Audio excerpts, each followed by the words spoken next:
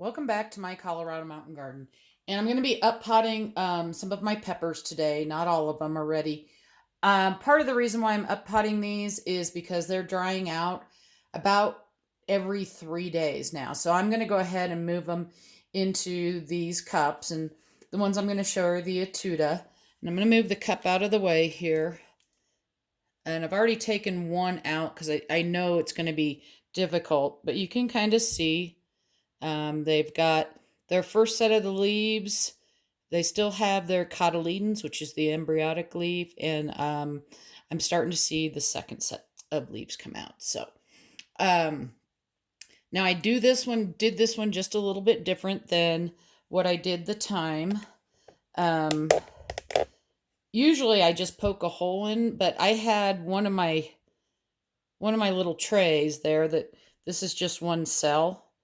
It was cracked. So I just went ahead and took one of these cells, but I did go ahead and I filled it with soil so that when I put it in here, um, it wouldn't crinkle up as I was packing the soil around it. And again, it's a light pack. What you're trying to do when you pack your soil in is you're just trying to get those air bubbles out. So here's my little pepper plant.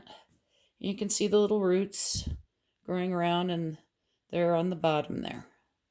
So, and this one actually came out of one of the little holes there. So I'm just going to plop this right in that hole. Now with peppers, you really don't want to bury the stem.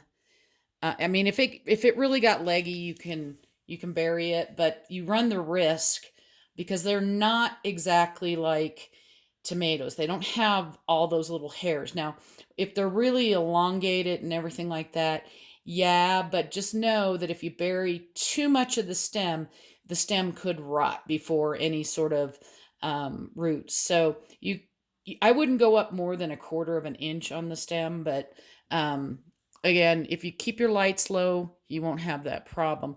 And then I just lightly tap down around where it was. And then I will let these sit in water after I get them all done because this soil is not super wet, um, for about 5 minutes and let them soak up so that the bottom is really good. I hope, oop, can't see him. There we go. So you can kind of see what he looks like after he's there. And he's right in the middle. Again, you can see that second